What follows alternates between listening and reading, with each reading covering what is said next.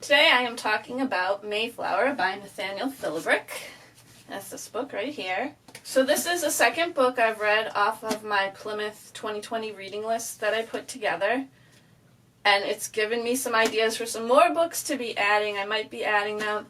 At this rate, it's going to be 2021 by the time I finish this list, but we'll see what happens.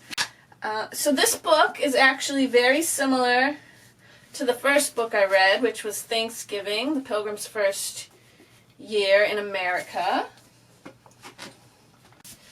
This book, the first 120 so pages, is basically the same as this one, and then this one continues on all the way up through King Philip's War. This one is a lot more detailed, though, than the Thanksgiving book.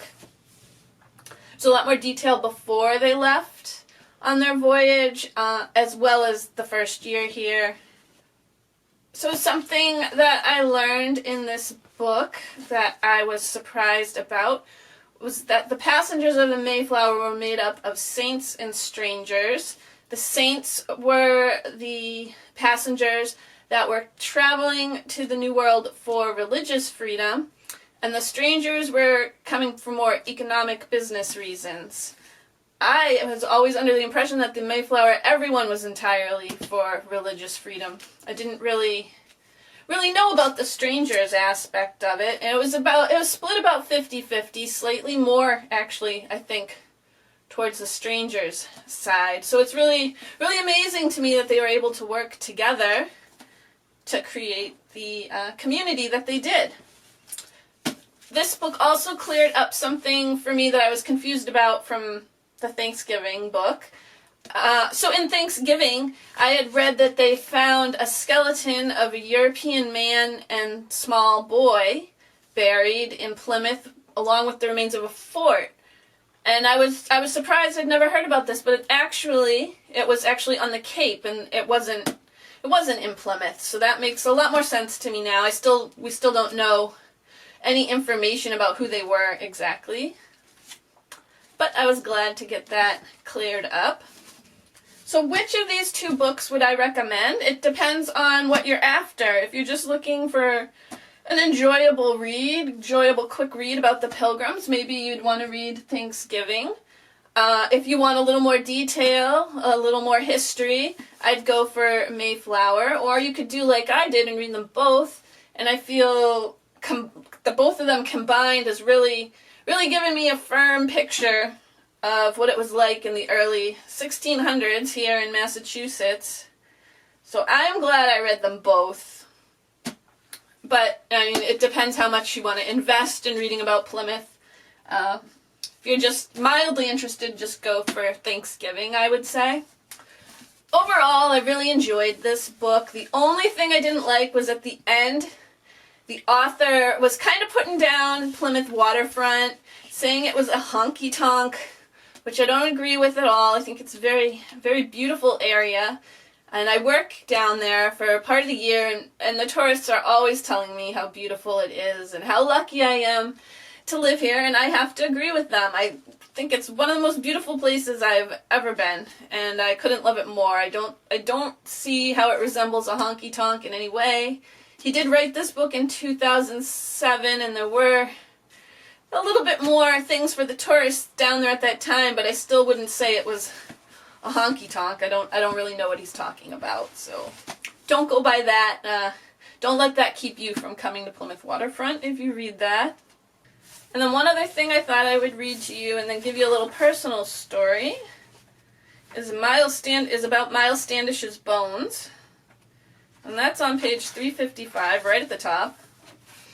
In 1891, the body of Miles Standish was exhumed by a group that included the Duxbury Episcopal minister, a medical doctor, and several Standish descendants. It was perhaps appropriate that the man who had overseen the pilfering of native graves during the winter of 1620 was subjected to a similar indignity 271 years later. His skull and bones were carefully measured, and the doctor claimed that the bones indicated a man of tremendous physique and strength. The skull was surprisingly large and of a peculiar formation, and the minister tactfully pointed out that several of Standish's descendants standing beside the grave that day had a similarly shaped head. So I'm actually a descendant of Miles Standish, and my grandmother had an actual photograph of Miles Standish's bones. And I was always fascinated by this photograph, and I can only guess that it was taken on that day in 1891. So she had promised to give me this photograph of Miles Standish's bones, because I was just completely fascinated by this picture. But I didn't take it right away because I wasn't sure what to do with it, where I was going to keep it. So I would just say, I'll get it next time I come over. And unfortunately, I should have taken it when she told me to take it, because her house caught fire and a lot of her belongings burnt up, and the picture was one of the items that burnt up. And I just feel really sad about that, because I mean, it was a picture of Miles Standish's bones. That's a pretty strange family heirloom. Gone now. So if you ever have a relative and they're trying to get you to take something and you're just putting it off, no, take it right away, because you might not get a chance later.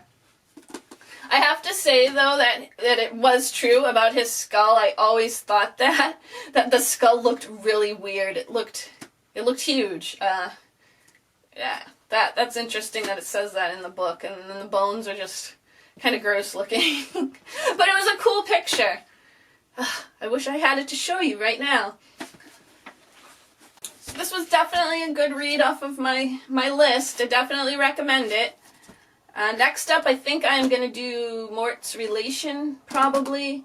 I have it on order. It should be coming any day now. But I think that'll probably be what I'm reading next, or maybe the Bobbsey Twins book. We'll see if you're following along.